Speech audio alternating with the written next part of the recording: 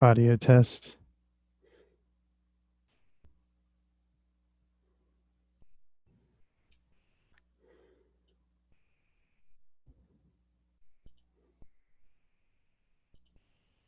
All right, here we go. And who again is GCIPICW7R3PCTJEXXSBQ9Q equal? God, did you imagine if that's the way we had to talk to each other all day? Oh, I'd never talk.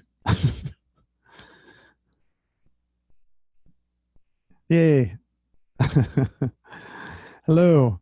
Daniel, thank you for the prompt. I had no idea there were no examples. There used to be examples for every week. I don't know what happened to them. So I have to go ask questions now and find out what's going on.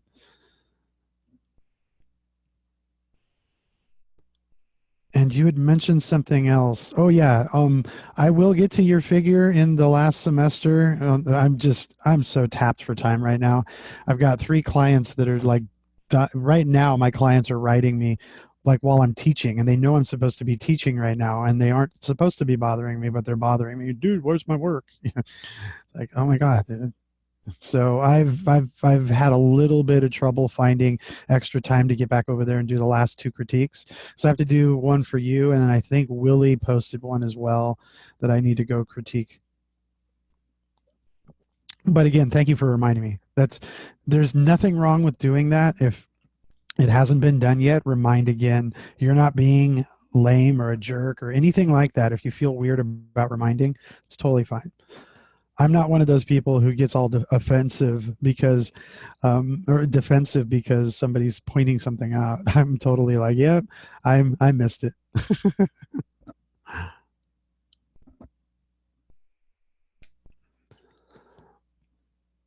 Yeah, I'm fighting for time right now. Time and I hate each other. I'm like, and I'm losing the fight. I keep getting a black eye every day from time. Hopefully, I'll be able to punch back at some point. I just feel like it's just a barrage of punches and I get none. Oi. All right. So today, yeah, it only gets worse. It's so crazy how this whole time management thing works at all in life. It doesn't make any sense. We weren't given any handbooks on how to deal with it either, so it doesn't make any sense half of the time. All right, so there's a few things I wish I wish we could find a way to slow down what we perceive as time moving forward so that we can control the amount of time we could stretch out between points of time, like between the time the sun comes up and goes down. Now, how many days can I fit in between there worth of hours so that I can get things done? How can I slow everything down to do that so that I can get that time to do those things? Because that day and night cycle is still going to happen no matter what. But how can I control everything in between? That's stuff that science fiction is made of, right? That's where we kind of get into superheroes who run faster than the speed of light, and all that stuff. But yeah, man, I wish we could. Oh, it totally is. It's a story. If we sat here and talked anything abstract about anything at all, because we're all artists and artists understand what the ideation process is all about, or at least they're supposed to, we could talk ourselves into a good idea about every 5 minutes. Not even kidding you. Ideas come a lot quicker when there are a lot of people who think in that way together at the same time. And yet, almost every one of us wants to be alone because we think that other people mess up our thinking. And we don't want to share our thoughts because someone else might steal my idea. But if we just kind of like stop for half a second, these things, like if you and I, or you and someone else talked about the same two things together, you might happen upon the same idea from it because ideas are really convoluting things together into a new thing. If you think certain ways, then you will come up with certain conclusions, and so will others. You'll start talking about something, and then somebody else will be going, damn it, you stole my idea. And you're like, wait, what are you talking about? You didn't talk to each other at all about the ideas, but somehow you have the same. And whether you believe them or not, that happens. And the scary thing about life is that 7 people, 10 people, 100 people could have the exact same idea at the exact same time, put it down in front of them, get it ready to go. And the only one who will get that idea off is the one that has the most money, which really sucks, right? Because it's the one who has the resources and the tools and the availability and all the other stuff that can make it happen. So that person wins. No matter how cool it was for everybody else to have come up with the same idea, it gets published by the one who has the most resources. They will ultimately, at the end of the day, get it. But that doesn't mean that you did not come up with that idea. What that does mean is that given the right circumstances and the right amount of stuff thrown before you, you'll come up with another great idea. Because once you think of ideas, they just keep coming. I mean, that's what I get hired for. I get hired to go in and come up with ideas for people, because that's what I do. In addition to the things I do with my art, I'm an idea person. I do the storyboards, I do the concept art, I do the pacing, I do the story lines, I help iterate the stories. That's the kind of stuff I do for a living, at least, making money. And then the illustration stuff is just an idea already solidified, but in need of completion, right? And so that's the illustration half of it. But ideas are what we ultimately strive to accomplish as often as possible. The other bigger problem with all of this is that you have the industry, and the industry is really made up of now like one company called Disney. They own everything. But when you work for that company, they want you to work for them only. So you get no time to think for yourself. If you have an idea, it gets put on hold because your concern is getting Disney done, making sure that they have what they need, that you've met their deadlines and everything else. Well, that leaves you very little time for yourself, which leaves you very little time to think for yourself, which means you're not the person with ideas. You're a person who finishes ideas. That's kind of what the industry wants, though. They want a bunch of people who are willing to come in and finish their ideas for them. They don't want you running off and doing your own, because then they wouldn't have anybody there for them to finish theirs. And they wouldn't have the quality that they need because they want you, because you trained to be a really good artist. So you're good at what you do and they want you, right? And that's the rest of the industry. So you have no idea that you're capable of coming up with your own ideas. Yet that's what you do all day for other people. However, the disguise is that you're on the clock for them. So you assume it's somehow in there that this idea came to you. So it's there that the ideas happen and not in you. How are we going to have another cool thing ever happen and not just live in sequel nightmares if you all don't think for yourselves? No new ideas will ever happen. We're just creating Toy Story 16 and Grand Theft Auto 47. Yeah, even that dog agrees.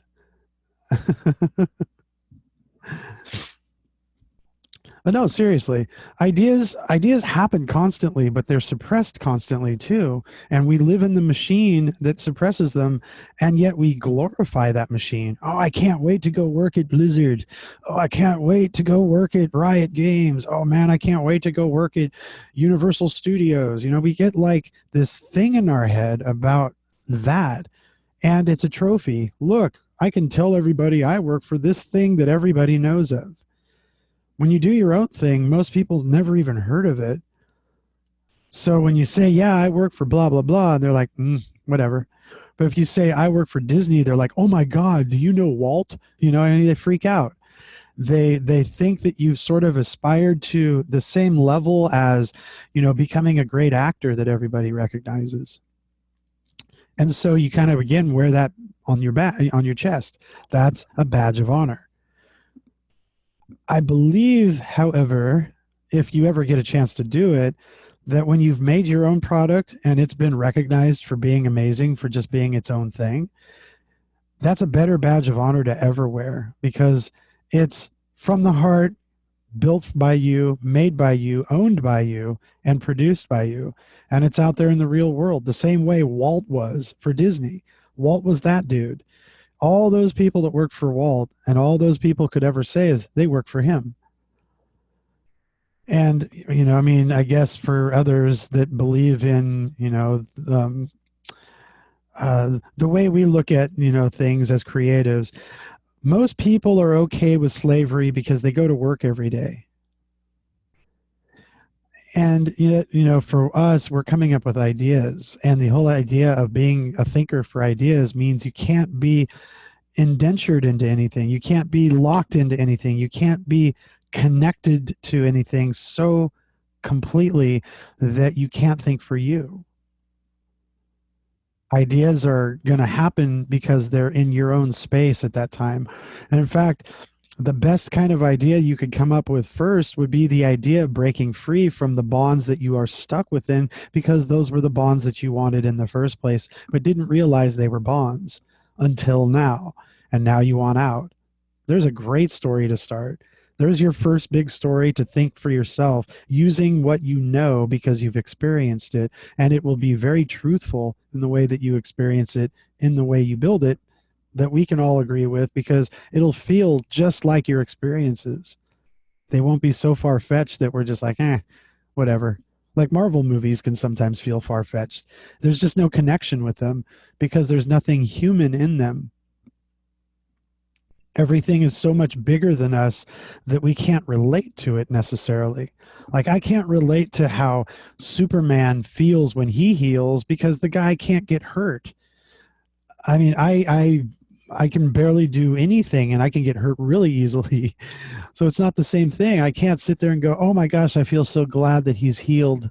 Oh, that makes me feel better that I can do the same thing." Because I know I can't. I'm not that thing. So they are completely unrelatable. You're building on ideas to help others in some way, shape, or form. And whether your entertainment was first and foremost meant to be a healing tool or not, that's what most of what we do is. It's sort of a healing tool. If you think about comic books, what are they for? They're for little kids to escape for a minute because they're damaged by something. And a book is good escapism.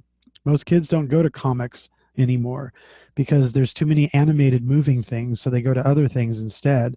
But it's still the same thing. We retreat into a place because it's safe. And when we retreat into that place that's safe, it teaches us stuff. Teaches us how to be, how to react, how to integrate in back with all the rest of the stuff that made us hurt in the first place. That's what good entertainment is. And that's where ideas are coming from. So your idea of being stuck in those bonds and trying to break free is trying to help yourself figure it out for others to learn from. And it's the echo, right? You give them the motivation to do the same thing by giving them a way to do it, while you wrote about it for yourself to figure out how you should do it, right? And that's kind of, in a weird way, what a lot of fiction writing is. It's self-healing for the writer. And they use a fictional world to kind of tell it through so they don't have to be embarrassed by using their own name over and over again and explain that that's what they're dealing with. Oh, glad to see that you want to do your own self-published comic. Do you already know what you want to do with it? Like, do you know the universe and everything else? Is there a thing yet, or do you just feel like you want to do your own thing?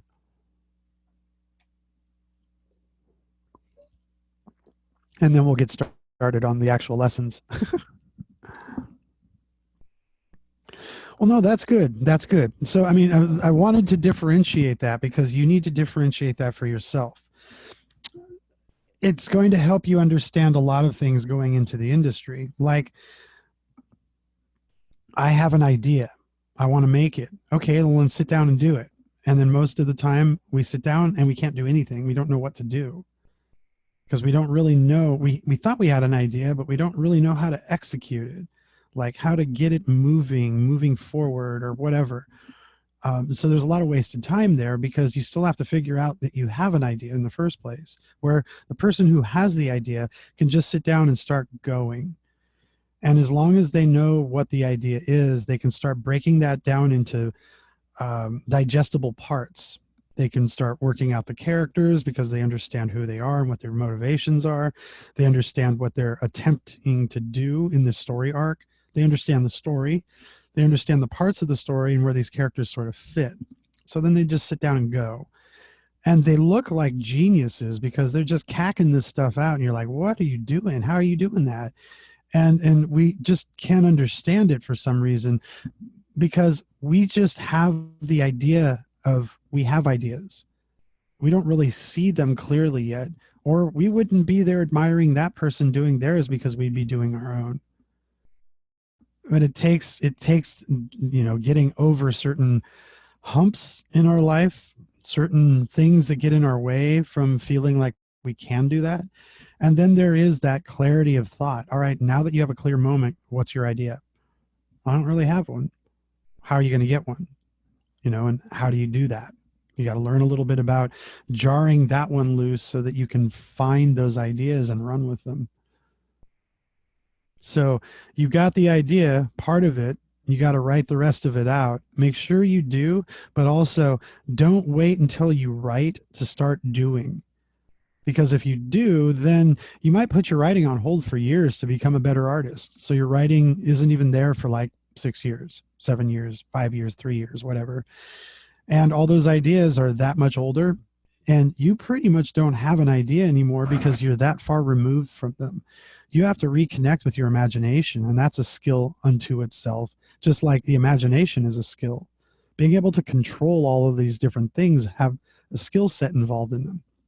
That's why adults tend to become kind of boring-ish the way that we kind of think of them sometimes when we were kids, because they've lost that sense of creativity and how to utilize it, or they never developed that skill.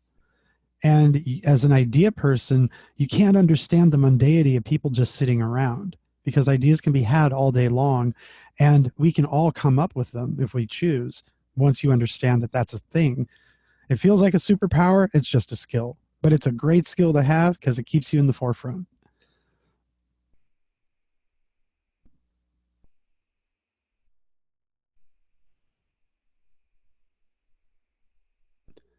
I'm reading really quickly. Sorry, I went silent.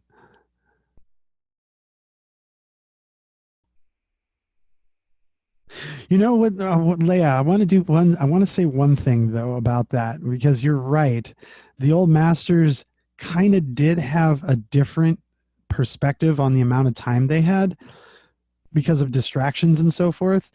But also, we don't understand their level of distractions, right? Because we don't live in a time called the Dark Ages where we're running from plagues on a daily basis, where our country is being ransacked by another one, and all the people are either getting slaughtered, murdered, raped, or enslaved. We live in a slightly different speed now, and they had just as many weird things going on that they had to deal with as we do now, but in a different form. So maybe they didn't have like a phone in front of their eyeballs all day long, sucking them into some other place, but they had the same kind of distraction with, I'm on the run most of the day, and then we got to make camp, and then we got to find food and make it and blah, blah, blah. You know what I mean? So, and I don't mean like every old master lived in squalor like that, but the times were different.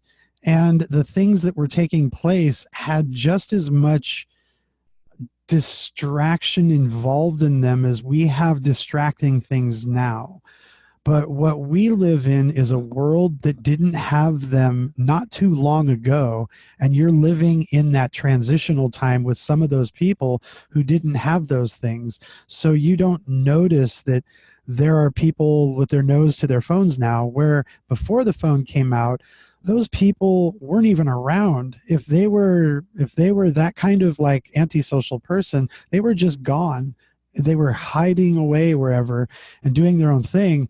And the phones actually allowed those people to come out into the world, but they still have their nose to the phone. So they're still really not out. They're just out there now. But I mean, it's kind of weird because we blame these distractions. We've always had them. They've just been in different guises from each of the different time periods that we've lived in. And it is a little bit about that. But I mean, I live in all this time and I get distracted by these things a little bit, but I know the bigger picture goals. Not like I know what life is all about, but I have bigger picture goals in mind and I know what those are. So the distractions are less distracting to me. And I think that's the same for any master of any age, is that they just don't let the other things distract them as much because they're focused on the things that they care about the most. And I think that's kind of what separates it all out from one to the other more than anything.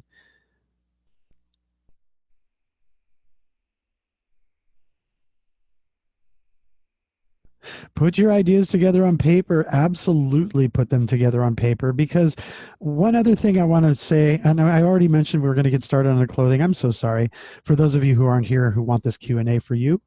um, the whole idea of the digital sensation, I want to explain this really quickly because it's something that if you don't see what you do, you might not know that you can do it. I don't know if that makes any sense or not, but because we all work on the computer, we turn it on, we work on it, we get done with it, we turn it off. We shut it off, it sits in the corner, it's a little box. We walk away. We come back into the studio, and we go, yeah, I'm an artist. And the person who comes in with us is like, where's your art? You're right. Where is my art? Oh, it's turned off on that little thing over there in the corner. It's the computer. You turn it on, and sure enough, there's your art. But every single day, you have to do that to yourself. That person who came in with you who doesn't see the art anywhere doesn't know you're an artist, and neither do you, because you have no footprint of what you do anywhere around you. Writing down your ideas is a very important thing because it will remind you that you have them. And that, yes, you too are equally important in the day, and that you should strive for your ideas, regardless of what you might think about them right now.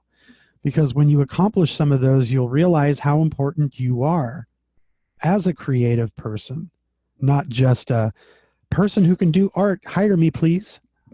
Who cares about that? If you make note of the artists who are successful as artists, they're usually successful because they've made something for themselves. You know them for that product. They took the chances. They didn't get suckered into the fancy big companies. And I'm saying this negatively. I don't mean it negatively. I'm just narrating a story here. But they get suckered in. Or they don't get suckered in, right? The people who make their own product don't, but they watch everybody else get suckered in because it's tempting. Oh, you got a video game studio over there. Ooh, the building looks kind of neato. Oh, you got ping pong tables and video games in there. Oh, that's cool. Oh, you have a company that comes and caters to you every Wednesday. That's kind of neat. Oh, but what you don't see is that you work 18 hours a day. You don't see home. You may not even go home for like 2 or 3 days in a row because you've got 3 milestones due all back to back. And by the end of the day, you don't get to take any of your work home and show people. You have to leave it there and you can't talk about it because you signed an NDA, a non-disclosure agreement that says that you will not talk about anything you're doing until it's released. And only then can you talk about what you did. So you get to go home full of secrets every day. That sucks. All that sucks. I mean, it's cool for a minute and then it sucks. And you'll eventually understand what I mean once you've gone through it. I mean, because right now, maybe most of you haven't done it at all yet, and anything sounds great. And some of it is really fun. And some aspects of it are really great, like the big team and all the great people that you get to work with to make something even bigger than you could ever do on your own. It's fantastic to be able to do that kind of stuff. However, it's not yours. And neither is all the money that they're going to make from it. You get your paycheck, you got your job done, you made someone else a product, and they made money from it. And you are one of many that made it. And when it comes out, you can brag about it, but up to that point, you can't say anything. And it's kind of a bummer. You live half of your life in a secret and the rest of it as a servant to somebody else. There's no trophies for you at the end of the day unless the product wins awards, and then you can say, my product that I was working on got an award. Disney gets to claim it. I don't. But the product got an award, which means I did a really good job. I'm really good at what I do. Well, let's see some of your own stuff. Well, I don't have any. That's kind of a bummer. You know what I'm saying? It's like at some point you really do need to show for yourself and prove to yourself that you can do this for yourself. And it doesn't need to be a lifelong thing. It can be something you dip in and out of as you have careers with different companies. But honor yourself as much as you do these companies you're working for.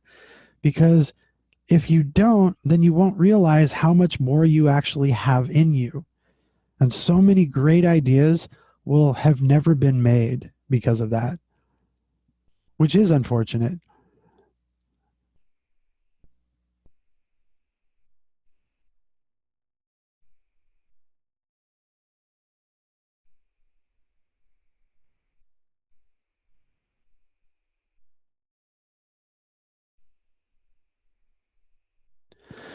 So, Daniel, I think the second half of your statement there was a question, like have your own small projects even though you already have work?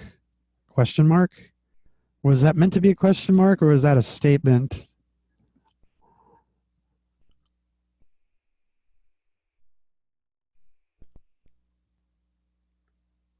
How would the question start so I know how to answer this?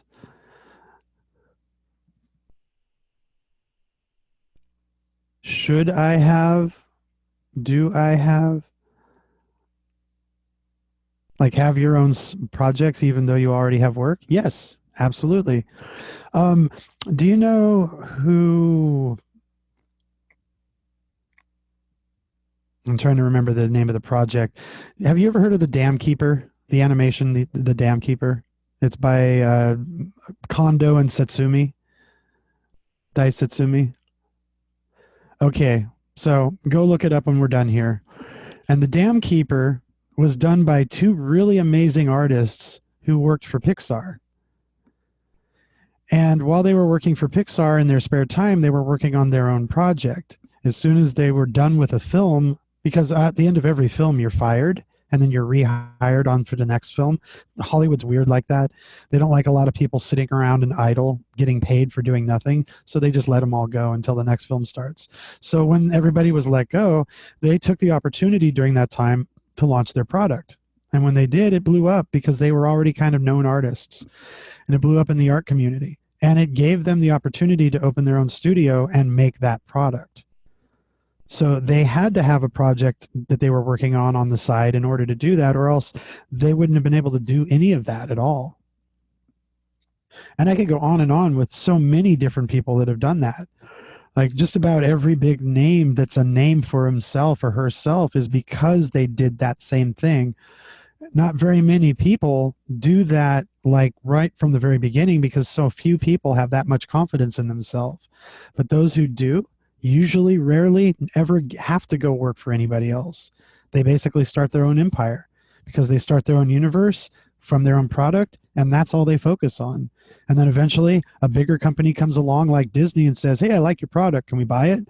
And then you sell it off for the rest of the money in the world and you're set for life because you stuck to your product, you made it amazing, you delivered it on time, you did really well with it, you grew an audience, and bigger companies saw you taking market share from them.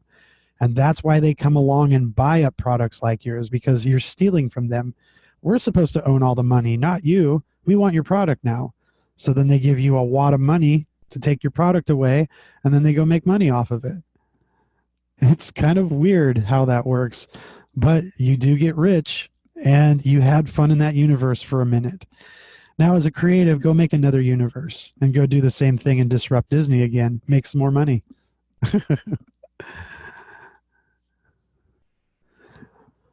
All right. So the things that I wanted to talk about today were some of the things that everybody kind of had the same issues with in making these drawings.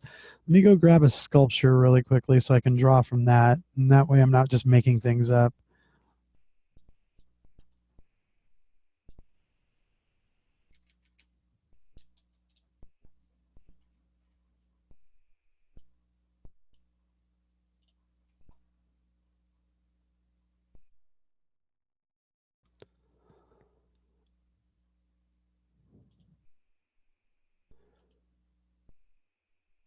I'll take a Roman sculpture. All right. That's so tiny.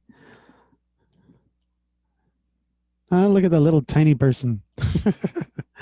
Tiny people. All right.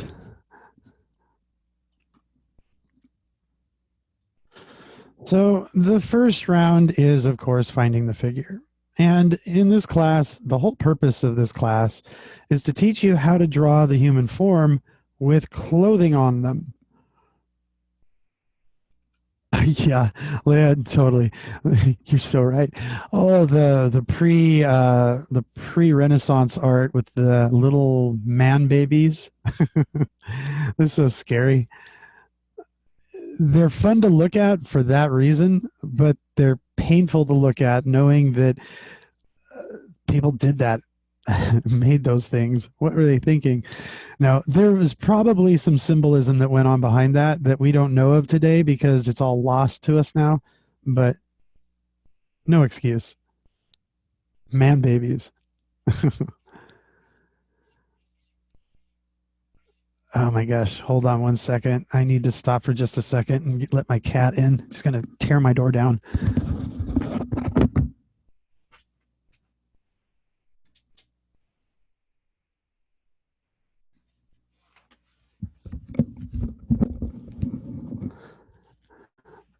All right. That needs to be a cartoon. You hear all this banging and banging and banging, and it sounds like you've got a monster outside your door, and you open it up, and there's this little tiny cat down at the very bottom. Just sitting there. Hey, love me. All right. So this class is about people doing stuff. So this person is standing there. They're leaning around their little buddy here, which is really strange. I need to read about this. I'm wondering what this is all about now. There is symbolic reason for this piece. I've never seen this sculpture before, so it's interesting what's going on here. All right, so this is the first part. The very hold on. Sorry, my cat's being a jerk now. The very first part is learning about what the person is doing. And so while we're drawing this architecture of the person, the armature is what it's called, we're trying to figure out, okay, they're kind of leaning on this hip. There's weight on it. So there was probably something over here that they were leaning against to hold them upright. Okay, so we kick this hip out over here. And then they're twisted slightly. The pelvis is facing this way and the chest is sort of facing in this direction. So I need to put that S-curve in there and get this arm to go back behind a little bit because actually it does look like it's off to the side. So if we just turn the ellipse this way a little more. But this is the intention now of the pose. So this arm is lifting up. This one is kind of draped, but the whole torso is swinging forward like this. leaning on one leg, the other leg is decorative. So there isn't a lot of weight on this leg over here, which means that the hips need to be kicked up to make sure that the weight-bearing leg is truly doing that. So we have what is going on here kind of worked out. Now we go on to the action of the clothing. And this is where some of you are getting the second step a little confused, because you're being very decorative about everything. And this one doesn't have a lot of that decoration in it. I do apologize. I should have grabbed a different example now that I see this. I just grabbed the first one that was completely clothed, because all the other Greek sculptures that I have here are nudes. All right, so the action now is from up here, we have the clothing. There's like a brooch or something right here. Hi. Why is nothing happening? Oh. So we have a brooch up here. And it looks like there's more than that. Over on this side, it looks to me like it's either a felt, like a pelt, or something over his shoulder. It looks like there's something the same way over here. It actually looks like he's got a hood, he's wearing a hoodie. And I don't know what is going on over here, but this entire arm now is the drop point for all the folds. So these folds are doing this. And then over here, I'm assuming that this is a female because that looks like a breast. The folds are heading over onto both sides of it. Some of them are going over the top of it and then fading, and then they come back from below, and then they reach over this way and go up towards the neck in that direction. The material comes down off of that shoulder and gets crimped along the belt down along here. So there's a belt. Then, yeah, that is a fur or a felt or something. It's going, the rest of this, I believe, is that same skin. If it is, oh, I don't know. There's like a snake head over here. Some kind of design. Well, anyway, there's these things that are holding this clothing together, and these areas are the areas of tension. So you'll have folds coming from those, you'll have folds dropping from those, you'll have folds leading to those. This whole belt along here, wherever the belt is cinching the hardest, which would be between the abdominal muscle and the oblique, any place where the anatomy changes direction, that's where you're going to have other folds. And then you have the material that's coming off of this person and going over the head of this little sculpture. That's really weird. But that material has folds in it, and those folds are going in very specific directions. There's movement to those folds. Just like this leg sticks forward more. And that's why all of these folds are doing what they're doing here, because the leg is stretching the material forward. And where this material would otherwise be doing what it's doing over here and dropping downward, it's being slid off of the leg because the leg is coming up. So off of the belt line, all of these folds come down. Actually, there's a few sets of them. There's the material here, and I honestly don't know what's going on with this material. It looks like it might be pleated over and over and over again, which means that all these pleats are coming from the belt line. These folds are coming from the belt line. But every line in this particular stage of the drawing comes from the spot where it's emanating from. No matter how sparse the folds might look along the way, each of these right here has created a pathway here. That's your fold. This is your fold. This is your fold. Those are your folds. That's what you track. So you track those back to their starting point. So you know what they're doing and where they're coming from to understand what's going on here, because otherwise all you're doing is playing copy machine, and you're copying what you see, but you're not designing it. And as I said before about this class, this is a figure drawing class with people doing stuff, and they just so happen to be wearing clothing while they're doing it. And that's what I'm reacting to here. I'm drawing this out to explain what this character is doing, so you can see her action, and all of the different folds are participating, making that action more believable. That is the difficulty of the drapery. is relating to that. But once you understand that, then it's easy to do. This stuff is easy. You can make it up out of your head because you understand the goal. The only thing at that point is just understanding the different clothing cuts that you might be working with. If you like are going from, say, like this, you're working from Greek gods and Roman gods, that's one thing. These are all people wearing togas and dresses and things of that sort. But now when we get into, say, Star Wars, you're going to have plastic and metal and urethane and Kevlar and leather and all these different materials now with different clothing cuts and different design orientations. It's going to be expanded universe time, a totally different thing than those Roman toga cuts that you've been dealing with and only dealing with.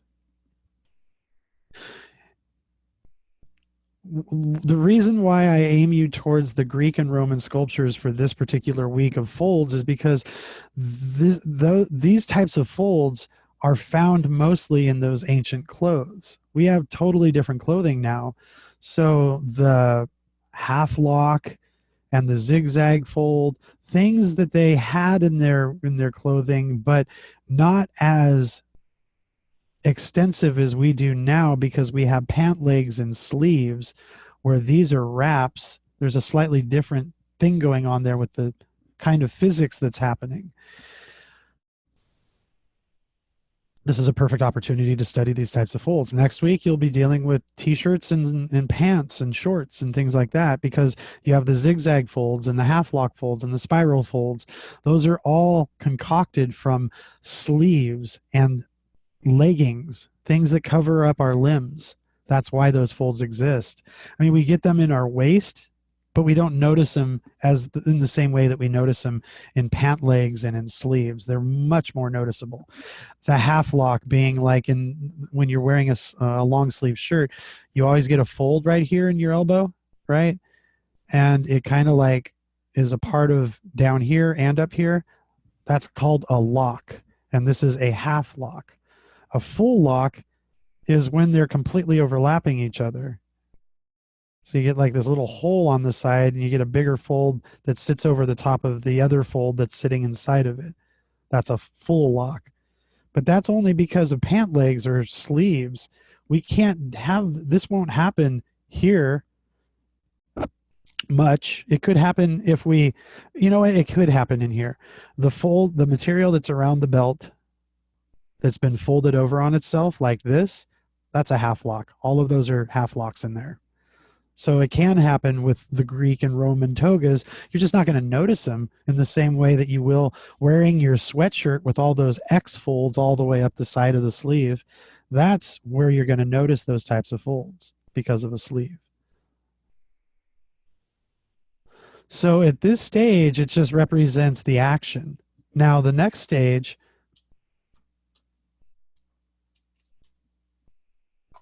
over the top of this, where you start finding the cross contours,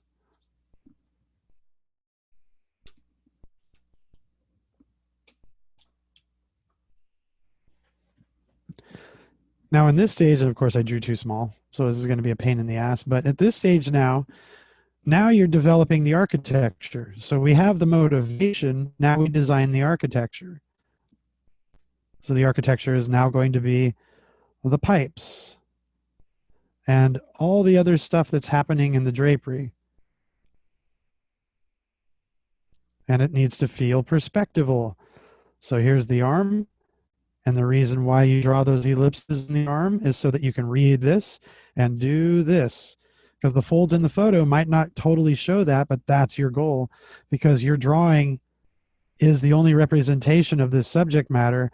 You better have done a pretty decent job of translating that subject matter into something three-dimensional that others can understand. I got a slightly backwards thing happening here. Let me erase this right here. And then I'm going to explain the rest of this. So what I've just done there is I've followed the material, not just over the fold that's sticking out, but I've traced it through to the rest of the material that it is a part of. because otherwise my brain is not going to be able to handle this and figure out what to do with it. Because I've got a body and I got these tubes over the top of it, and some of them don't even look like the folds, but they're kind of where the folds should go because I was told to put these tubes in there. Well, those tubes represent all the material that sticks up because it has nowhere else to go. Those are the folds. That's the loose material. But it's a part of the bigger fabric here. So even this is wrong because look, I made a square boob. I got to make that differently here. Got to make these folds so that they end along the curve of the breast because they're showing off that shape. They radiate around the breast shape, and then they fade into that shape. And we'll notice that by these contours. The bigger ones being here and here. The smaller ones falling in between all of these. But each of these folds, too, should be like this to each other. Not just straight across. They'll be straight across where the camera will be level with the subject matter, but they won't be straight across if the form has dimension to it. They will go with that dimension. And then across here, I only need a few of these lines, but I need to link them together because I need to remember the continuation that's happening here. And then in a place like this where the breast goes in this direction too, I do need to draw those contours so that they flow with the differences of the shape in the way that the shape is scaling down or up or turning to the left or right or whatever.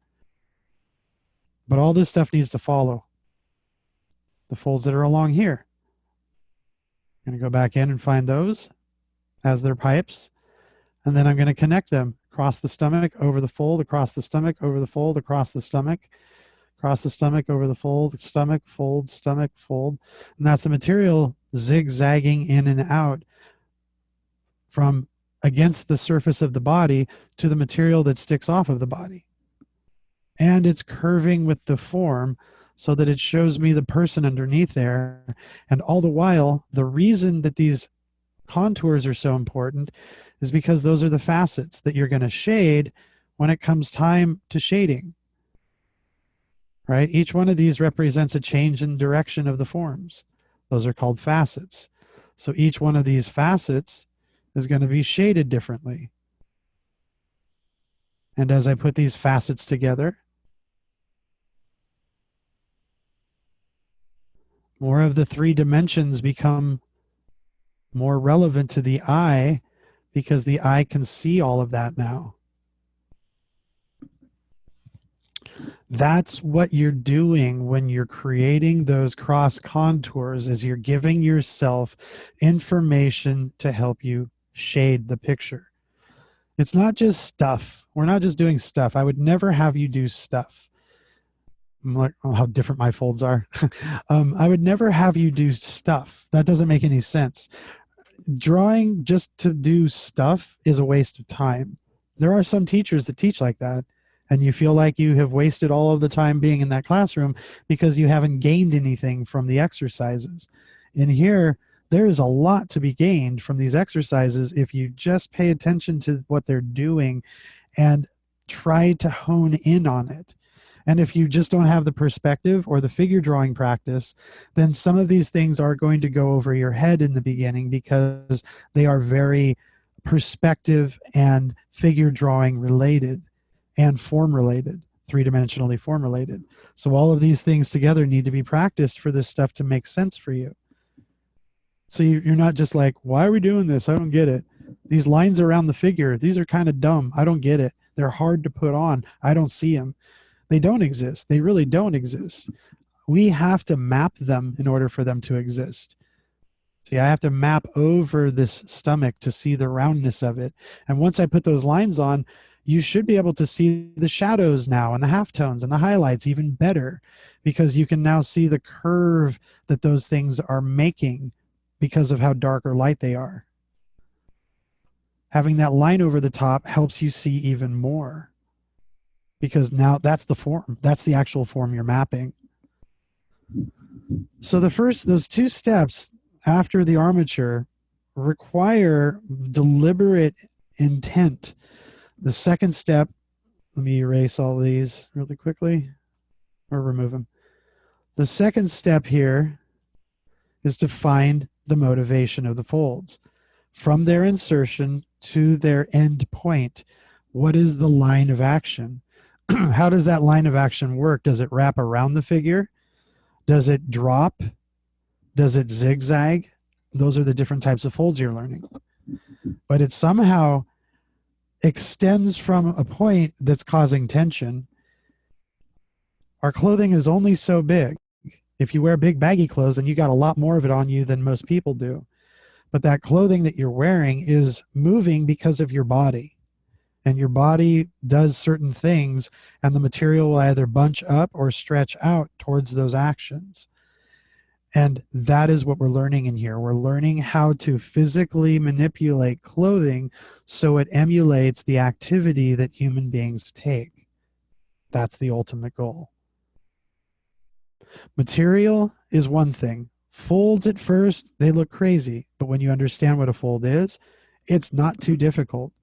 And this is the part that will separate you from most others. Because you've learned this mechanically over all of these figures and you've learned it through a process that helps you build it up mechanically, there is no reason why at this point now, well, after the semester, that you shouldn't be able to sort of partially invent your own folds without the need of photo reference. And I think that's why we mostly grab photo reference, because of the costuming. We can probably draw heads and hands all day long, but costumes are hard.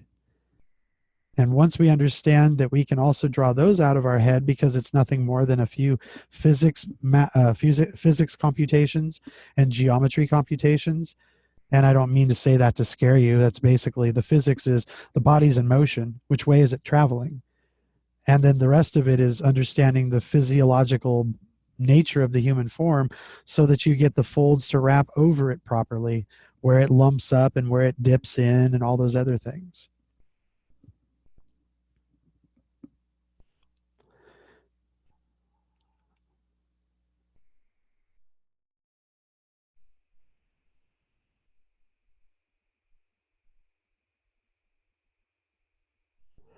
I would try and draw as many of them in as possible. I mean, think about this. This is a sculpture. Those had to be designed, right? That's what we're doing. That's why for some of you, I cringe at some of the reference you grab, because it's like, oh my God, look at all those folds. Why would you do that to yourself? But yeah, you have to design them. You have to design as many of them as possible. The only thing that I would suggest you not have to design is a wrinkle. There's a difference between wrinkles and folds. And you won't see a wrinkle on any of these Greek statues because they are not ideal, and Greeks only sculpted what was ideal. Wrinkle, wrinkled shirt. I'll show you the difference. Yeah. So for next time, be a little more conservative about what you pick. It's ambitious. I get it. I like it, but also manage. It's not as manageable. Those are wrinkles. I would never expect you to draw all that little crunchy stuff. But if we take this picture and we move it over into here,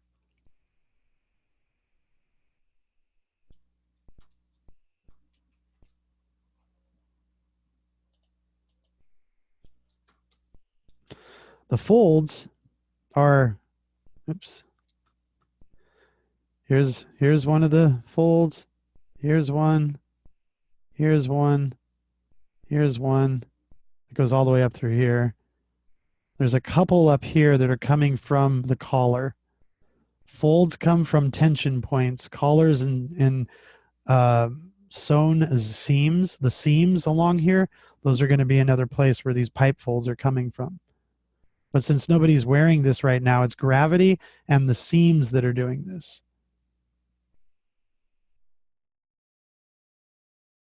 Oops, this is probably 2 or 3 in there. There's one. Here's one. See, those are the folds. But I'm not going to draw the wrinkles because those will drive me crazy. But I will draw the folds because they have, the shirt has them.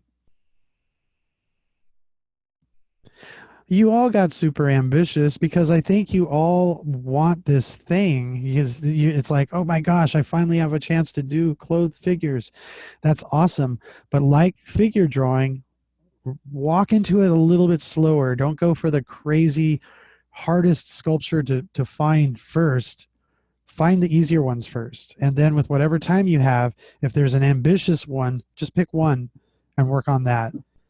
I think it is good to make some of those ambitious ones because those are the portfolio stoppers.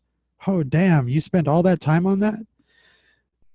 You know, and if you really think about it, if you do the whole process in here the way that I'm showing you, you will not take forever to draw those pictures. You can get them done pretty quickly and you can fill your portfolio full of stuff that looks really complex. But it didn't take much effort because you understood the physics behind it, which makes everything easier to do. If you do the clothing in here the way that we're doing it, it's easier to draw than just trying to figure it out by eyeball, which you'll mostly get wrong.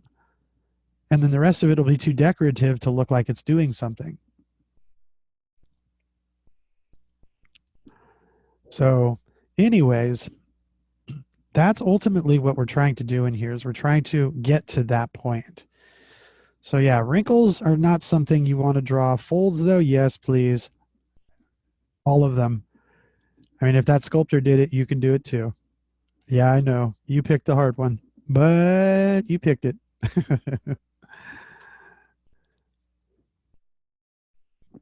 All right. Are there any other questions? I have half of the videos up. It takes a long time for those videos to upload. I sit there just like, what is going on? 10 minutes later, one video. It freaks me out. I get anxious watching these things upload really slowly. As soon as I'm done here, I'll start uploading the rest of them. I think there are like 4 more that need to be uploaded, but everything's finished. Most of you have your videos. If you have any questions about what's on the videos, email me, let me know, and we'll have a conversation and figure it all out. But don't hesitate to write and ask questions. That's half of why you're here, is to ask the pro. So make sure you ask. And it's okay. Would you upload some examples over at the forum? I need to find some examples first, but yes, I will upload some examples for sure. Now, is it just this one week or are all the weeks lacking examples?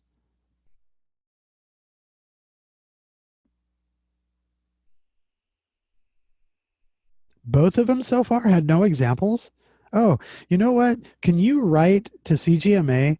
Like, I mean, can you write to tech and ask them about that?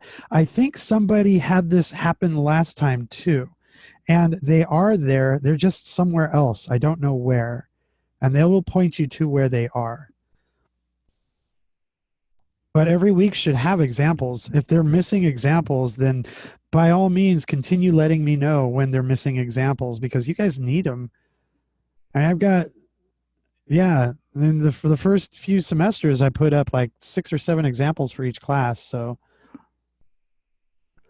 and I don't like all of the examples because they're old and some of them didn't follow all the instructions, but they're still examples. It's still something for you to work with.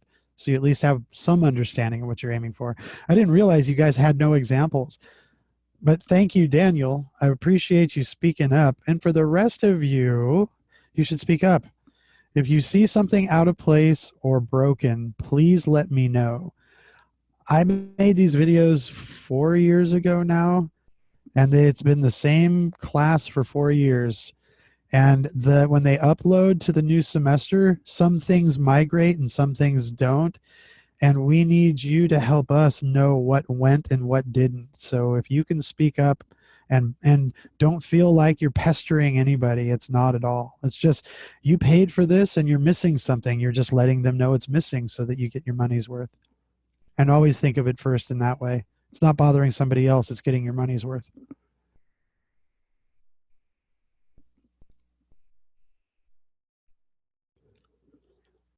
All right. If there are no further questions, good luck with your homework this next week. Take care. If there are any pressing issues, feel free to email me.